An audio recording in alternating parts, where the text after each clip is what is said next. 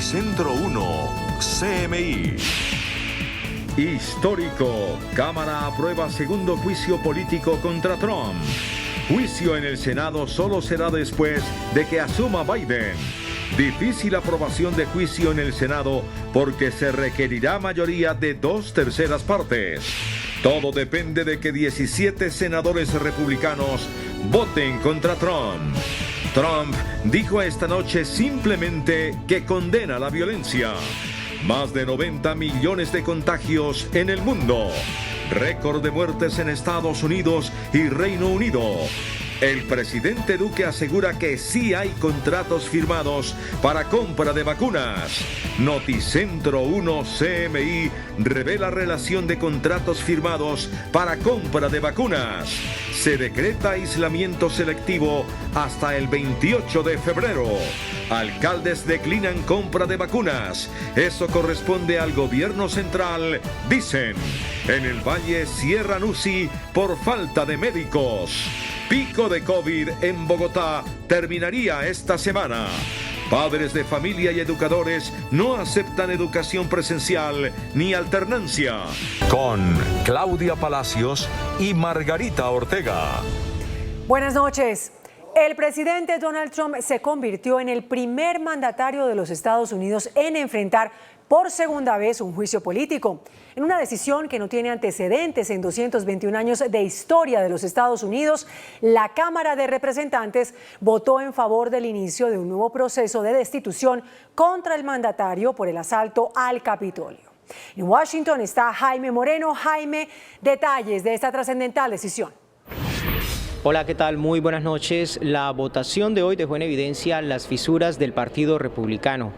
10 de los representantes de este partido votaron junto con los demócratas por un juicio político para el presidente de los Estados Unidos, Donald Trump, porque, como lo consideran los demócratas, creen que el presidente Trump es una amenaza para la seguridad de Estados Unidos.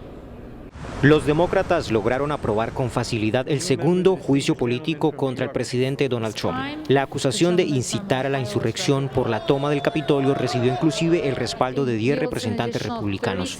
En total, 232 votos a favor de enjuiciar a Trump contra 197. La líder de los demócratas, Nancy Pelosi, dijo que el impeachment busca poner a salvo a Estados Unidos del peligro que representa Trump. Today, in a bipartisan way, the House demonstrated that no one is above the law, not even the President of the United States. That Donald Trump is a clear and present danger to our country. Tras la acusación de incitación a la insurrección, será ahora el Senado el encargado de enjuiciar al mandatario estadounidense. Sin embargo, eso solo ocurrirá cuando Trump ya no sea presidente, porque el líder de los republicanos en el Senado no ha manifestado ninguna intención de convocar a sesiones anticipadas sino hasta el 19 de enero. Los demócratas consideran que de todas formas es importante que el proceso se adelante para inhabilitar a Trump en el futuro. El juicio puede asegurar que este presidente no pueda postularse para ningún cargo en el futuro. Es un ejemplo para cualquier presidente en el futuro no abusar de los poderes de su oficina y respetar y ser fiel a la Constitución de los Estados Unidos. El argumento general de los 197 republicanos que se opusieron al impeachment es que Trump ya está de salida y el proceso solo va a ocasionar más división. Además, no todos creen que Trump sea el responsable del asalto al Capitolio. Dicen que estos grupos, estos delincuentes, estos criminales, planificaron esto de antemano. Usted ha visto esos reportes, lo planificaron de antemano. Así que no importa lo que el presidente hubiese dicho o no, estos son grupos criminales que vinieron con esa intención, que es totalmente inaceptable. La votación para el juicio político a Donald Trump se dio en medio del mayor dispositivo de seguridad en las inmediaciones del Congreso. 15.000 integrantes de la Guardia Nacional han sido autorizados. Eso es mucho más que todas las tropas desplegadas de manera conjunta por Estados Unidos en Irak y Afganistán. El Senado de los Estados Unidos comenzaría el juicio político al presidente de los Estados Unidos, Donald Trump, a partir del 19 de enero. Pero veamos cuáles son los escenarios posibles que enfrentará el mandatario estadounidense. En una votación sin precedentes en la historia de Estados Unidos, la Cámara de Representantes llevó hoy a Donald Trump a un nuevo juicio político en menos de un año. La decisión final está ahora en manos del Senado, pero el líder republicano Mitch McConnell rechazó un intento demócrata de convocar a una sesión de emergencia para realizar un juicio político a Trump, con lo cual resulta prácticamente asegurado que este no se realizará antes de que finalice el periodo presidencial. El panorama para Trump se complica con este distanciamiento de McConnell, pues será el nuevo Senado conformado por 50 republicanos y 50 demócratas el que decidirá el futuro del mandatario. En caso de empate, es la vicepresidenta electa Kamala Harris quien podría actuar como un voto de desempate. Pero el asunto es más complicado. Si no se llega a un empate, el juicio deberá ser aprobado por 2/3 partes de los congresistas, es decir, 67 deberán votar a favor, por lo que los demócratas deberán conseguir 17 votos republicanos. Con esto, Trump podría ser enjuiciado aun cuando deje la Casa Blanca y ser inhabilitado para volver a postularse a la presidencia o a cualquier cargo público. Incluso el mandatario se enfrentaría a cargos penales por el delito de sedición. Desde el Capitolio de los Estados Unidos, Jaime Moreno para CMI La Noticia. Jaime, muchas gracias. Y bueno, tras conocer la decisión de la Cámara de Representantes, la Casa Blanca emitió un video del presidente Trump en el que insta a sus seguidores a promover la paz, a no llevar a cabo actos de violencia y reitera el rechazo a lo que considera actos de censura en su contra. En un discurso grabado desde la oficina oval, Trump hizo un llamado a superar las pasiones del momento y unirse como un solo pueblo. No excuses, no exceptions. America is a nation of laws. Those who engaged in the attacks last week will be brought to justice. El mandatario incluso repudió a sus partidarios que asaltaron el Congreso, advirtiendo que nunca hay una justificación para la violencia. I want to be very clear. I unequivocally condemn the violence that we saw last week. Violence and vandalism have absolutely no place in our country and no place in our movement. Esto en una clara contradicción a sus mensajes incendiarios lanzados el día de la toma del Capitolio, en el que instó a sus seguidores a levantarse contra el fraude electoral que denunciaba sin pruebas. And we're going to the Capitol. And we're going to try and give, the Democrats are hopeless, they're never voting for anything, not even one vote. But we're going to try and give our Republicans, the weak ones, because the strong ones don't need any of our help, we're going to try and give them the kind of pride and boldness that they need to take back our country. Las declaraciones hechas por Trump esta noche fueron las primeras después de que la Cámara de Representantes inició un segundo juicio político en su contra, aunque evitó cualquier mención al tema. Y los militares que custodian el Capitolio en Washington fueron captados durmiendo en los pasillos de la edificación. A los efectivos movilizados en un principio para brindar apoyo logístico a la policía de Washington se les vio descansando horas antes de comenzar el debate en el Congreso, que decidió un segundo juicio contra el presidente Trump. La plataforma de videos YouTube, propiedad de Google, suspendió por al menos 7 días el canal del presidente Donald Trump, con el argumento de que el último de sus videos vulnera la política de incitación a la violencia o al odio. La plataforma dijo que el republicano quedó temporalmente inhabilitado para subir nuevos contenidos. Esta es una decisión similar a la que ya tomaron otras importantes redes sociales como Twitter o como Facebook. Recientemente Twitter además suspendió de manera permanente 70,000 cuentas afiliadas a un movimiento pro-Trump con fines violentos. En otros hechos, el comienzo de las campañas de vacunación en Latinoamérica hasta ahora solo ha arrancado en Argentina, Chile, Costa Rica y México, mientras la mayoría de países de la región solo anuncian planes y acuerdos de inoculación y posibles fechas de inicio.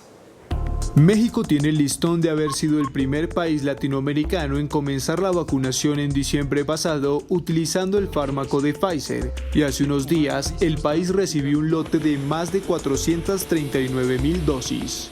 Le siguió Chile, donde hoy arribó el tercer envío de casi 90.000 vacunas y ya tiene comprometidas 84 millones de dosis para sus 19 millones de habitantes. Costa Rica, por su parte, aplicó poco menos de 10.000 dosis a su población y ha firmado contratos para asegurarse 6 millones de vacunas. Argentina es la única nación latinoamericana que inició su campaña con la vacuna rusa Sputnik V. En este país, donde ya más de 100.000 dosis fueron aplicadas, se espera recibir 44,4 millones de vacunas. Fuera de estos 4 países, el resto de la región avanza de manera más dispar, con algunos planes de vacunación anunciados en varias naciones, pero no siempre de manera detallada. En casos como el de Colombia, apenas se anunció una fecha para el posible inicio de las inoculaciones.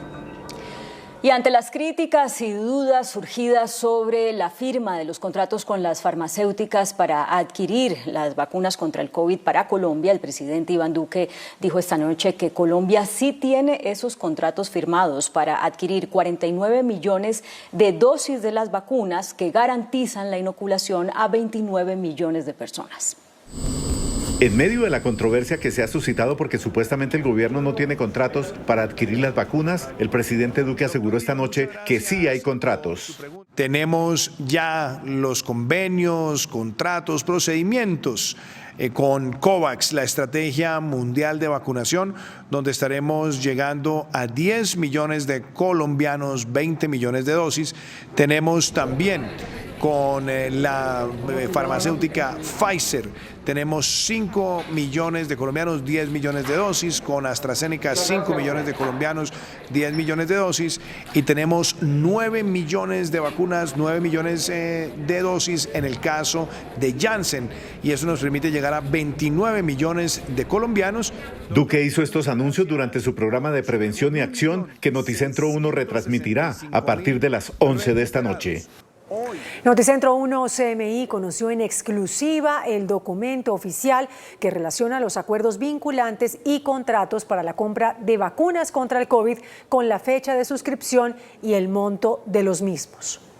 Cuando la nación pide claridad sobre los convenios, acuerdos y contratos firmados por el Gobierno Nacional para la compra de las vacunas contra el COVID-19, Noticentro 1 CMI conoció este documento de 5 páginas firmado por el director de la Unidad para la Gestión de Riesgo, entidad encargada de realizar las compras, en el cual se detallan las farmacéuticas y los montos de los documentos suscritos hasta la fecha. El documento oficial define el objeto, el valor y la etapa contractual de la siguiente manera. Con fecha del 17 de diciembre del año pasado, acuerdo vinculante con Pfizer por $119.995.200 americanos. Con AstraZeneca, contrato suscrito el 15 de diciembre por $59.904.000 americanos. Y con la Alianza Mundial para la Vacunación COVAX, contrato perfeccionado el 8 de octubre de 2020 por $214.726.260. Traducido a pesos, estos acuerdos y contratos suman $1.537.883.777.930 Congresistas que han inquirido al gobierno Duque por el retraso en la llegada de las vacunas resaltaron la información obtenida por Noticentro 1 CMI.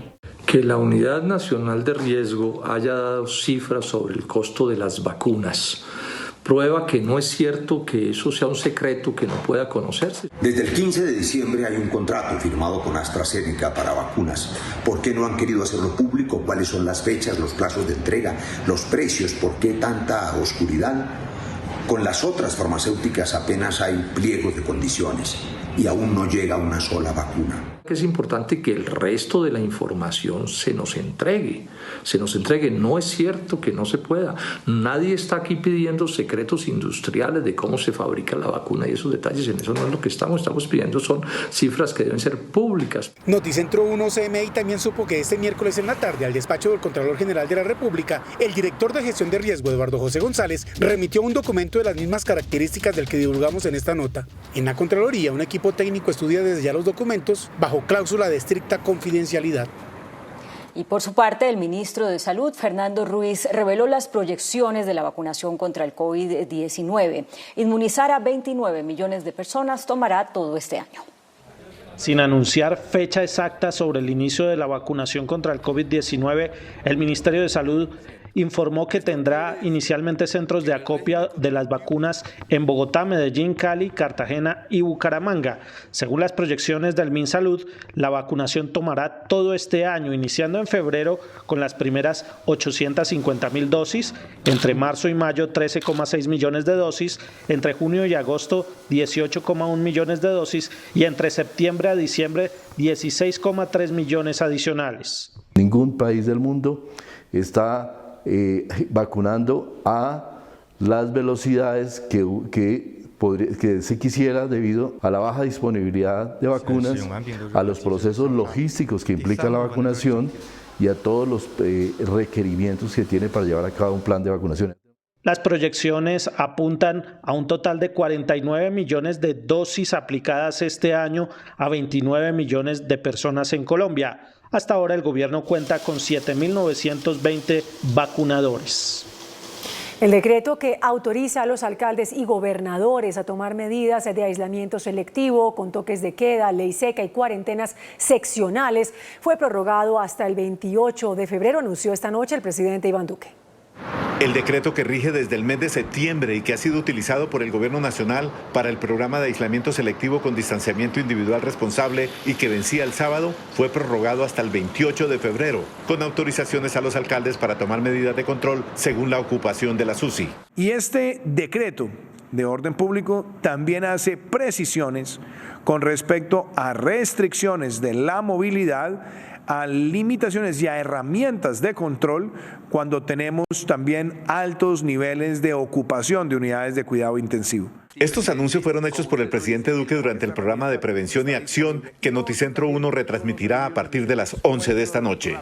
Y en Medellín y toda Antioquia regresa mañana el toque de queda nocturno. El toque de queda en Medellín y 124 municipios de Antioquia será nocturno desde las 10 de la noche hasta las 5 de la mañana, desde el jueves 14 de enero cada día hasta el martes 19. El toque de queda de las 10 de la noche a las 5 de la mañana de los días definidos será toque de queda general. También habrá pico y cédula en el comercio para Medellín y 7 municipios del oriente antioqueño con algunas excepciones. En Antioquia la ocupación UCI está en 85%, hay 1.254 camas habilitadas, de las cuales 1.073 están ocupadas. Los alcaldes agremiados en ASO Capitales declinaron la compra de vacunas contra el COVID-19. Aseguran que el gobierno nacional debe ser el único autorizado para adquirir las dosis. Los alcaldes de ciudades capitales, a través de esta comunicación, concluyeron que debe ser el gobierno nacional el único autorizado para comprar las vacunas. Hay que darle toda la autoridad y toda la legitimidad al gobierno nacional para que adquiera las vacunas. La posición de los mandatarios se dio a conocer después de que el Ministerio de Salud publicara un proyecto de decreto en el que autorizaba a los entes territoriales a comprar sus propias dosis. No es posible que los alcaldes llevemos insistiéndole 2 meses al gobierno nacional sobre la fecha de la vacunación en las ciudades de Colombia y hasta el momento no tengamos día y hora. Las ciudades dicen tener la logística lista para iniciar la vacunación y están a la espera del cronograma del gobierno nacional. Y aumentaron levemente los contagios y las muertes por COVID-19 en las últimas 24 horas. Hubo poco más de 15.000 nuevos contagios. En aumento van las cifras de contagios por COVID-19 en el país. Hoy el Ministerio de Salud confirmó que otras 15.898 personas se contagiaron de coronavirus. La unidad de cuidado intensivo es el extremo final de la gravedad, al cual podemos llegar todos. Es decir, la responsabilidad en gran porcentaje de no llegar a estar en una unidad de cuidado intensivo con o sin un tubo endotraqueal comienza en la sociedad. A la fecha en el país ya son 1.831.980 contagiados. Los casos activos a la fecha son 114.705. Los fallecidos para este miércoles son 342. Ya han perdido la batalla por COVID-19 48.124 personas. Hoy se procesaron 58.302 pruebas en los laboratorios del país. Los recuperados también van en aumento. Hoy se confirmaron 18.111. Ya son en el país más de 1.665.000. En el Valle del Cauca, la falta de médicos llevó a las autoridades a cerrar 50 camas en unidades de cuidados intensivos. Se agudiza el panorama de ocupación en camas UCI. De 1.074 que hay en el Valle del Cauca, 673 están ocupadas con pacientes COVID-19, 360 de otras patologías, y la falta de personal obliga a cerrar 50 unidades. Hemos tenido bajas sensibles porque el personal está cansado, porque tenemos gente enferma, gente contaminada, gente en aislamiento, y porque hay otros que estarían libres pero que están temorosos de entrar a ser parte de esa primera línea de atención al COVID. Las autoridades de salud adelantan el traslado de pacientes de la alta a la mediana complejidad y las cirugías programadas permanecen suspendidas. El ministro de la Defensa, Carlos Holmes Trujillo, está internado en la Clínica Iberoamérica de Barranquilla tras dar positivo para COVID-19. El ministro fue trasladado desde Santa Marta, donde se encontraba desde la semana anterior. Trujillo se encuentra en una habitación, está siendo monitoreado por médicos especialistas debido a que tiene comorbilidades, pero su estado de salud es estable y no reviste gravedad. La Iglesia Católica reportó la muerte de otro sacerdote por COVID-19. La cifra ya llega a 34 religiosos fallecidos por cuenta del coronavirus. Con la muerte del padre Farid Aguilar Caviedes, quien prestaba servicios en el cementerio Jardines del Recuerdo de Bogotá, suman ya 34 los sacerdotes fallecidos por COVID-19 en el país. 21 sacerdotes diocesanos, 13 religiosos, en los primeros incluido Monseñor Luis Adriano, obispo de Santa Marta. Por esta razón, la Iglesia Católica, la Conferencia Episcopal, hace un llamado al cuidado entre todos. A seguir cuidándose, a implementar todas las maneras de bioseguridad que de alguna manera pueden prevenir aún más contagios en medio de esta situación que estamos viviendo tan difícil. El número de monjas fallecidas también es alto, aunque la Conferencia Episcopal no tiene el dato preciso. El secretario de Salud de Bogotá, Alejandro Gómez, aseguró que la capital superará el segundo pico de la pandemia esta misma semana. No obstante, médicos epidemiólogos dijeron que los índices de alto contagio se mantendrán por todo el mes. El segundo pico debería pasarse en esta semana. Unas son las cuentas del secretario de Salud y otras las de los médicos, quienes advierten que Bogotá superaría el riesgo del segundo pico en 3 semanas, en las que se debe extremar el cuidado. En febrero, esta segunda ola habrá pasado. Aunque en las últimas horas las UCI registraron una leve reducción en la ocupación, el indicador sigue por encima del 90%. Sin embargo, hay que estar muy pendientes de las cifras las próximas semanas y mientras tanto no bajar la guardia. 0 aglomeraciones, tapabocas, distancia física. Y es que preocupa que de 6.000 brotes de COVID-19 en la capital, 5.000 de estos brotes se hayan dado en reuniones familiares. Si usted se reúne con 5 personas, hay una probabilidad de que una de ellas esté infectada. Las localidades donde más se ha propagado el virus por estos encuentros familiares son Kennedy, Ciudad Bolívar, Rafael Uribe Uribe, Fontibón y San Cristóbal. En el barrio Bellaflor, en el sur de Bogotá, decenas de familias claman por ayudas en medio del segundo pico de contagios que vive la ciudad. Con trapos rojos hacen un llamado a la solidaridad.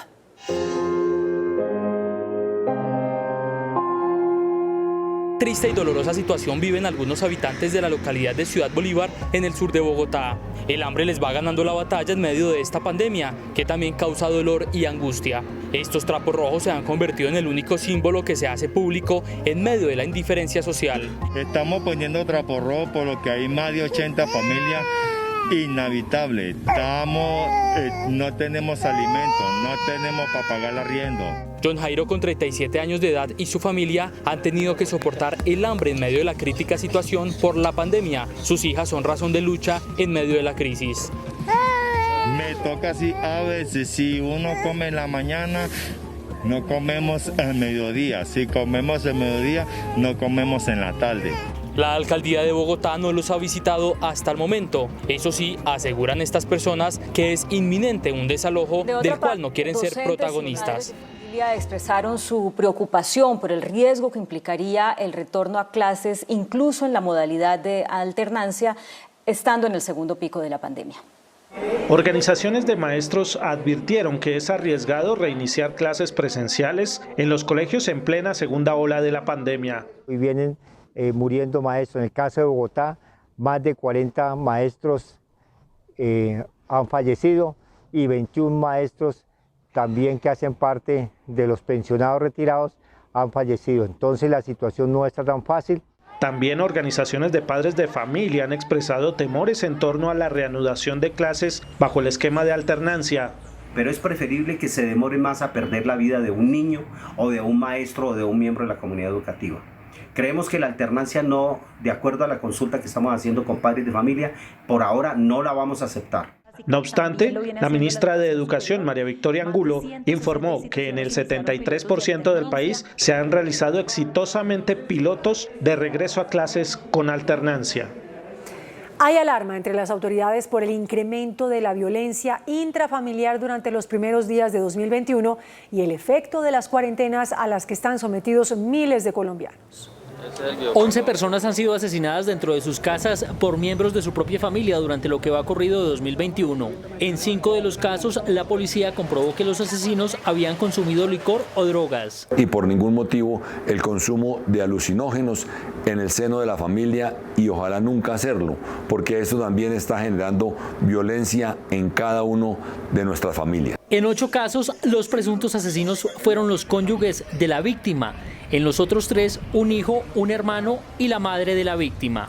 La policía pidió a los vecinos alertar sobre otras situaciones de violencia intrafamiliar. Requerimos la información oportuna para poder coayudar en estas situaciones difíciles que hemos podido evidenciar en el presente año. 4 de los presuntos asesinos ya fueron capturados. Otros 2 se suicidaron después de cometer los crímenes. En Chocó, más de 5.000 personas están damnificadas por las inundaciones que han dejado las fuertes lluvias. La creciente de los ríos Atrato, Curvarado y Guamiandó tienen a más de 5.500 personas afectadas y sin poder salir de sus viviendas por el alto nivel de estos ríos en el Carmen del Darién. Así lo informó el coordinador de gestión del riesgo en el Chocó. Pues venimos atendiendo a las familias damnificadas con el apoyo del Gobierno Nacional a través de la Unidad Nacional para la Gestión de Riesgo de Desastres, con ayuda humanitaria para las familias que fueron inicialmente damnificadas por la cuenca del río Jiguamiandó y Domingodó. El IDEAN elevó alerta roja hidrológica en este territorio por el desbordamiento de estos ríos a causa de la presente ola invernal. Las Camelias es una de las comunidades más afectadas por las inundaciones en el Carmen del Darién. Las constantes erosiones de orilla mantienen en alerta máxima a sus habitantes por un posible derrumbe de la vía principal. Los municipios de Río Sucio y Bojayá también se encuentran afectados. A pocos días de entregar el cargo, el procurador general Fernando Carrillo reveló que durante su administración fueron sancionados 2.722 funcionarios. El periodo como procurador de Fernando Carrillo terminará el próximo 15 de enero y a pocas horas de concluir su administración, entregó un balance de su gestión que dejó 2.722 sanciones a servidores públicos, de las cuales 777 son inhabilidades para ejercer cargos públicos. De acuerdo con el reporte, 601 alcaldes, 14 gobernadores y 590 concejales fueron sancionados disciplinariamente en los últimos 4 años. Entre las sanciones se incluyen hechos de corrupción como el caso Odebrecht. El procurador anunció medidas contra exdirectivos de la multinacional. De los señores que hicieron y deshicieron con la moralidad pública del país y después se fueron a Brasil o quién sabe a qué escenarios a esconderse de la justicia colombiana y nunca contaron la verdad. Las regiones donde más sanciones hubo fueron Cundinamarca con 132, Santander y Boyacá. El procurador destacó además la modernización y los avances en la descentralización de la entidad. Los asesinatos propiciados a mujeres se han disparado en los primeros días del año. Hasta ahora han sido reportados 13 feminicidios. Organizaciones de mujeres lanzaron la alarma por la racha de asesinatos de mujeres en 2021. A la fecha van 13 mujeres muertas en igual número de días. 2 en Cesar, 2 en Antioquia, 2 en Nariño, 2 en Atlántico y 2 en Valle. 1 en Boyacá, Bolívar y Cauca. En la mayoría de estos casos los victimarios han sido sus parejas sentimentales. ONGs que analizan el fenómeno del feminicidio aseguran que en 2020 se presentaron 568 muertes, en promedio más de 1.5 casos diarios. Desde el gobierno han creado una línea de atención para evitar estos casos que van en aumento. Con las rutas de atención para mujeres y víctimas y lo más importante, el directorio institucional de cada municipio donde las mujeres pueden acercarse para buscar información y para buscar atención sobre su situación. El confinamiento ha originado que estos casos se hayan disparado en varias regiones del país. La Unión Europea y Human Rights Watch hicieron un vehemente llamado al gobierno para que implemente medidas de protección eficaces y efectivas para los líderes sociales, 4 de los cuales han sido asesinados en los primeros días de este año. Josep Borrell, alto representante para la política exterior de la Unión Europea, exigió una respuesta eficaz por parte del Estado de Colombia ante el aumento de asesinatos de líderes sociales. Dijo que se deben adoptar medidas de corte estructural para proteger a defensores de derechos humanos y del medio ambiente. José Miguel Vivanco de la ONG Human Rights Watch durante su más reciente informe criticó la falta de medidas del gobierno para frenar la violencia y proteger a la ciudadanía de grupos armados. Vivanco reitera la falta de presencia institucional e investigaciones, por lo que persiste la impunidad. Si no se hacen esfuerzos para que las investigaciones judiciales apunten a los cabecillas, a los que están detrás de esos asesinatos. Según representantes de la oposición, han aumentado los desplazamientos por amenazas en varias regiones. Concretamente en Tibú, en Santander, en Cúcuta, en Bojayá, miles de familias están viviendo el desplazamiento forzado por cuenta de los enfrentamientos entre grupos armados ilegales. La Defensoría del Pueblo asegura que más de 6.000 colombianos están hoy desplazados por culpa de la violencia. El exfiscal anticorrupción Luis Gustavo Moreno le pidió a la Procuraduría que garantice su seguridad para que él pueda seguir entregando más información sobre la participación de congresistas en el escándalo de corrupción conocido como el Cartel de la Toga. En su primera declaración rendida ante las autoridades tras su extradición, el exfiscal anticorrupción dice que está dispuesto a colaborar con la justicia, sin embargo, dijo que teme por su seguridad. Y eso me tiene muy preocupado.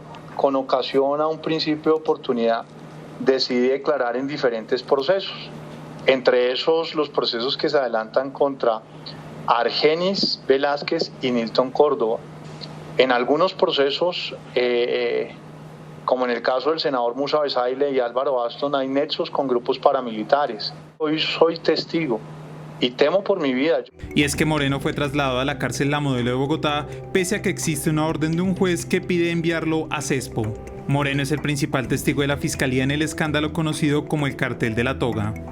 El presidente Iván Duque anunció que llevará al Congreso en marzo un proyecto de ley para reglamentar la reforma constitucional que estableció la cadena perpetua para violadores y asesinos de menores.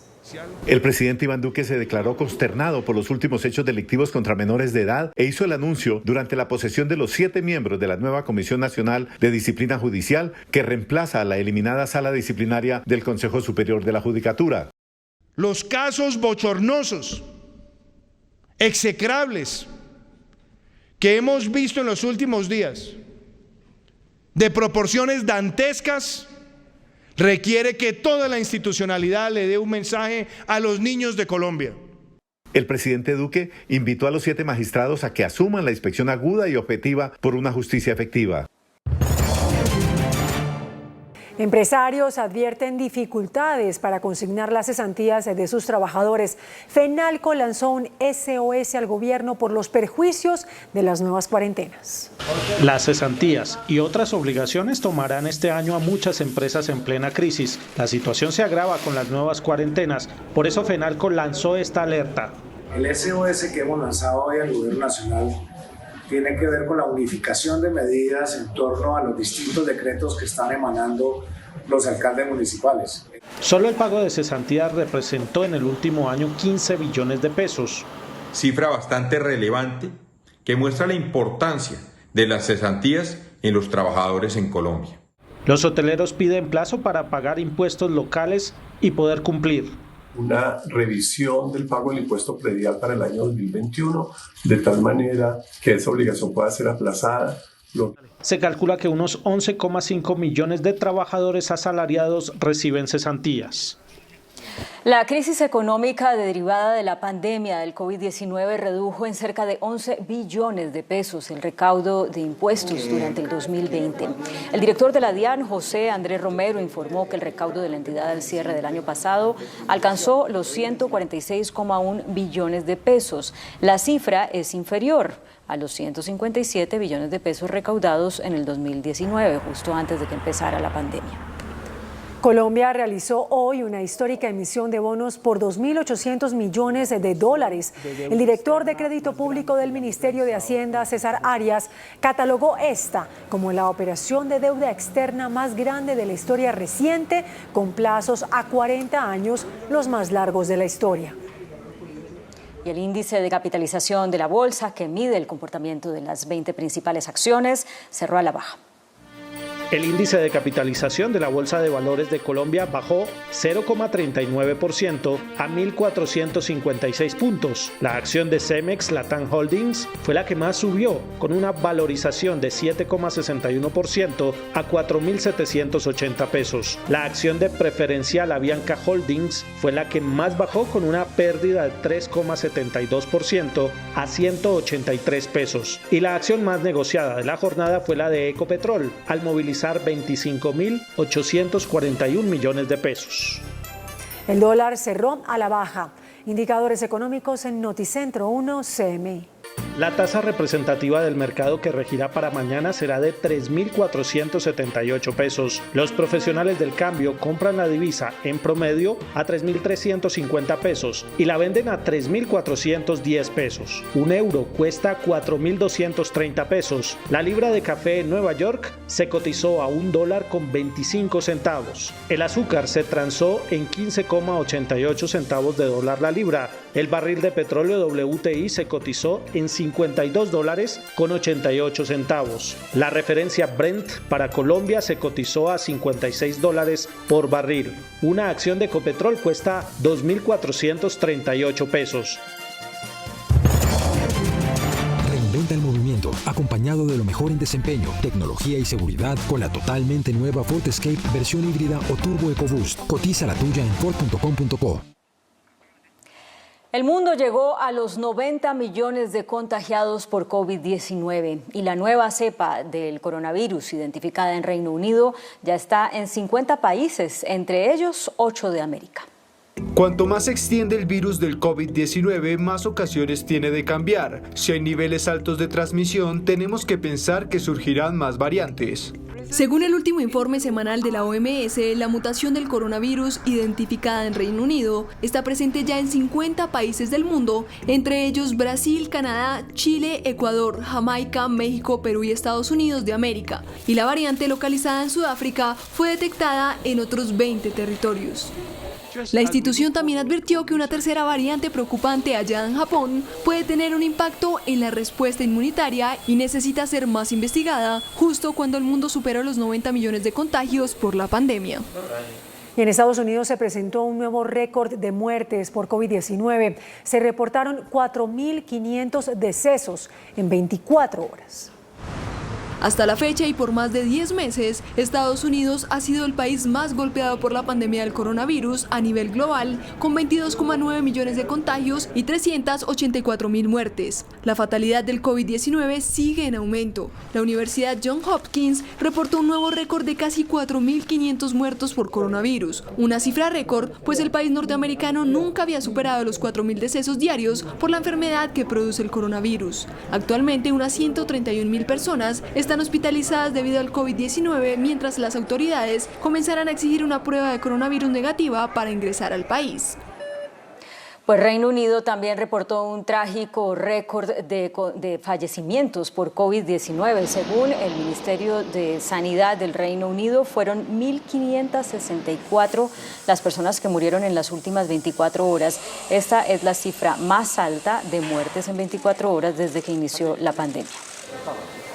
Japón prohibió por completo la entrada de extranjeros al país y expandió el estado de emergencia que se declaró inicialmente para el área de Tokio. Esto ante el rápido aumento de casos de COVID-19 en el país asiático. La emergencia se prolongará hasta el próximo 31 de enero. En territorio japonés se registran más de 300.000 contagios y 4.000 muertes por coronavirus.